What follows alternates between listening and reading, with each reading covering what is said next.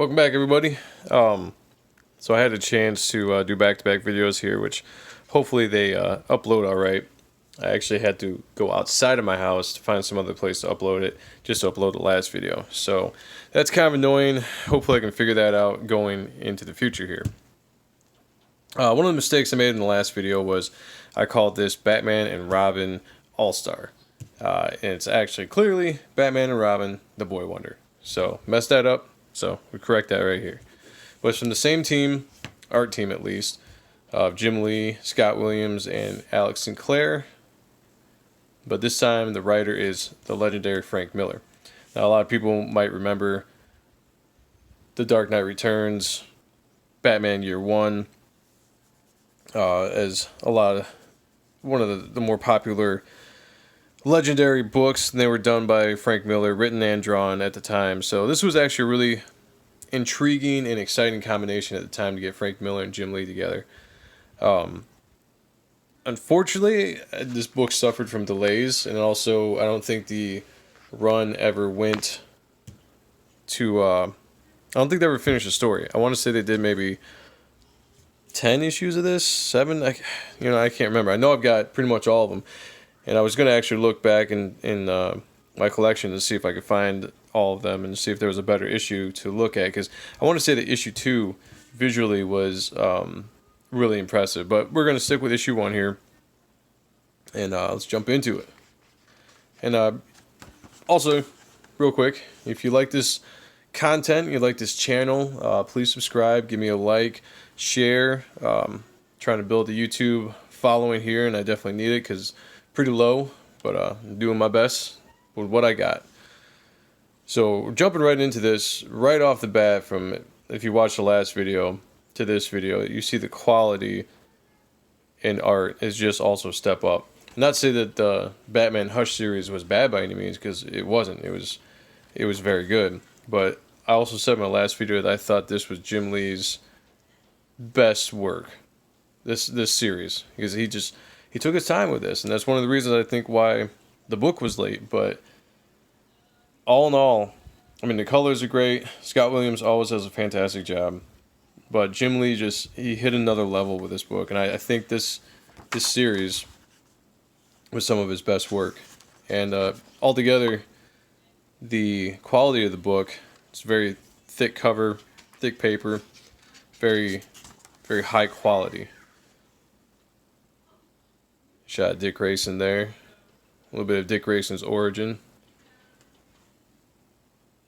A little bit of Vicky Vale. Frank Miller has always got to have some hot, sexy women in it. And there's no complaining, because Jim Lee can draw them pretty well. But besides this picture, I mean, that's a cool pose. Great foreshortening. Love the dynamic of that. But if we take a look at this picture for a second, and not just because there's a hot chick in there in her underwear, but the detail that he puts into the environment of the room, the style of the chairs, to the lamp, to whatever all that crap is, and you look at Gotham City behind her, that is just a really well laid out, well drawn page. And it's that kind of stuff that it just really blows me away and impresses me, because it's all, you build a cityscape from your thoughts, from your imagination. He's not looking at any models for this or any city. He's just going off of feel. And he was always really great, still is, at drawing cities. There we go. Some more gratuitous butt shots. But hey, who's really going to complain? This was still back, before people all got up in arms about that. It made it a real big issue. Now you can't hardly draw a woman without somebody just freaking out about something. Really cool sequence here. Just the different dress ups she's doing to get ready. Alfred's waiting. If you can hear that, that's my daughter. She's getting close to her bedtime, and she's not too happy. Another great, just see, and that's what I'm saying. Like, Go look at Hush, and then look at this, and it's just the quality difference. It's night and day. Hush was great art, very fun, great work. This was just another level. And I mean, the inking, the coloring, all of it together, just quality wise, was just another level with this book. This was a high quality book, and I think they only charge $2.99. Yeah, $2.99 for this. I mean, such a great book for $2.99. A sequence here, just back to Dick Grayson's origin story. And one thing I guess I didn't notice until I started reading this, but there's not a whole lot of Batman in here just yet. But that being said, I mean, you almost don't even notice because the art is so beautiful. You know, it's actually kind of funny that if you look at the last video we just did, this is very similar pose to the one where Catwoman's jumping at the screen. Very similar with the hand, the foreshortening, and the body positioning. It's kind of interesting. I just look at all those little people. That is some time right there to draw all that in. And kudos to Scott Williams for really bringing that all out. There's a lot of detail there.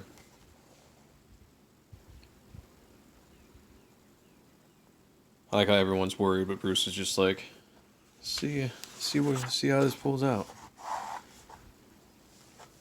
That's a great shot. It's another, like, kind of the staple of the 90s Marvel, but more of the image feel that Jim Lee was bringing to the books he did at the time. You know, splash pages. Just out of nowhere, and just has no dialogue. It's just all the detail, all the people. Man, just... He really didn't skimp on a lot of these drawings. I mean... There's a lot of really good facial structures in there. Like even some of the real small. I mean, he was putting it into this book.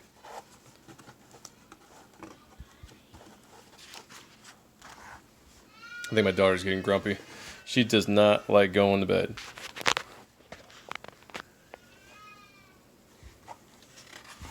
Ah, Wildcats. It's kind of funny.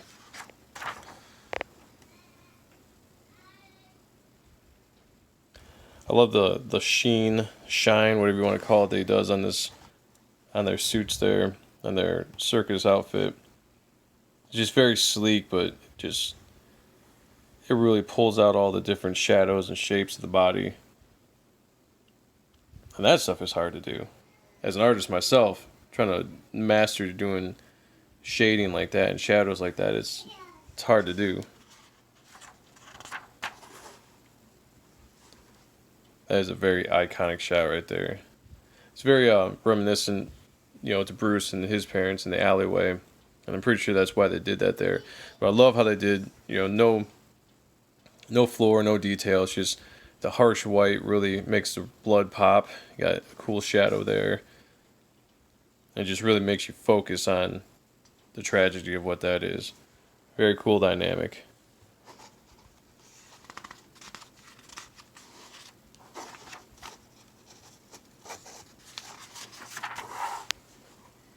There we go. Now we're going to get into some Batman stuff.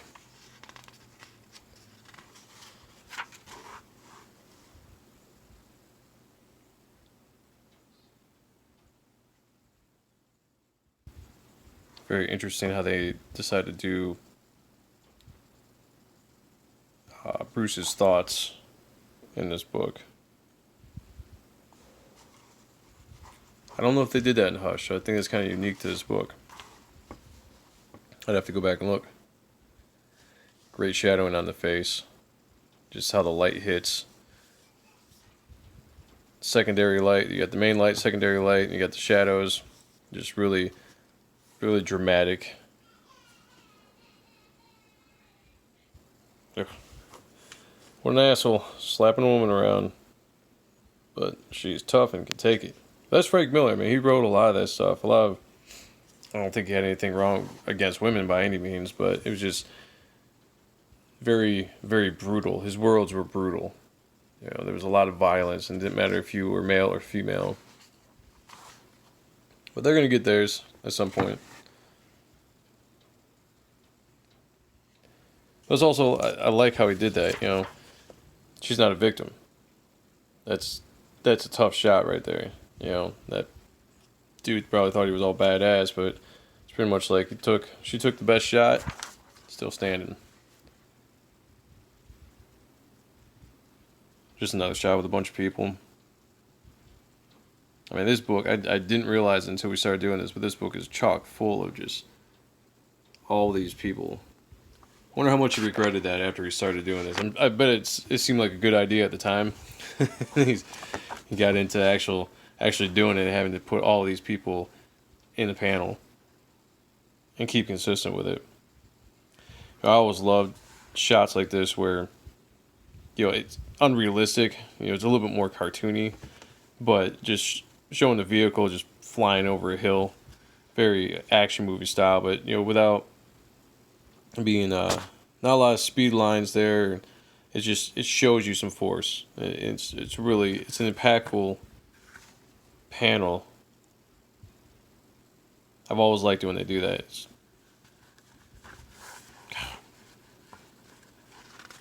One of these days, if I can get my internet to work and go back to how I usually film these videos, I don't have to flip with one hand, which is pain in the ass.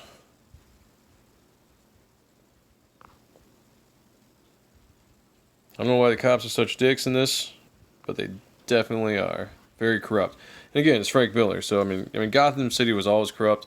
The police were always corrupt, but in Frank Miller's stories, I mean, they were just over the top corrupt. Oh, it's pages like this, and it's just a storytelling. I mean, this shot, that is just so cool. Very dynamic. Very dynamic. Love the bats coming in. And I like how all the bats are silhouette, except for that one. That one's a little bit, got some detail on there just to show that we're dealing with bats. But then you pull away and it's all silhouette. All silhouette. And it really kind of just gives you the sense of like this dark element coming. There we go.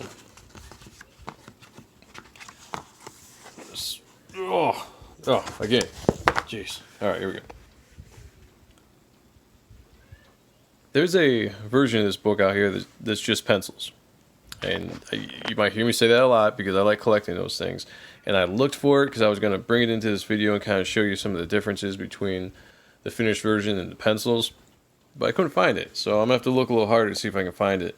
Because I remember this shot being actually really, really cool with just the pencils. And then to see how they bring it all together with the ink and the colors. It was really cool. I like how they did like this kind of a version of like the old school Batmobile. And maybe just like a little bit of a newer feel. Because it's really hard to tell what time, as far as look of the city and the modern look that they're putting in this story. I mean, it's supposed to obviously have a modern feel, but a lot of the vehicles and stuff have that more old school look. So I mean, it's kind of cool how they did that combination. There we go. The only time you see Batman in the entire issue, the last page, but it is an awesome page. Awesome splash page right there. Just very, very epic to end the issue. That definitely makes you want to go buy the second issue. And the second one, we might have to go over the second one because the second one's got some fantastic, just very detailed, very time-consuming art. But there we go. Longer video than I thought it was going to be. Thank you so much for checking it out. Again, if you like the channel, please subscribe. Help me out. Give me a like because that helps with the algorithms of the channel and can get the video out to more viewers. So I really appreciate it. Thanks so much. And we might do another Jim Lee video going on, or we might continue on this Spotlight series. I think we might do, maybe we'll do a different artist. We'll have to see. But thank you so much for checking this out. Everybody be safe out there, and I'll talk to you all later.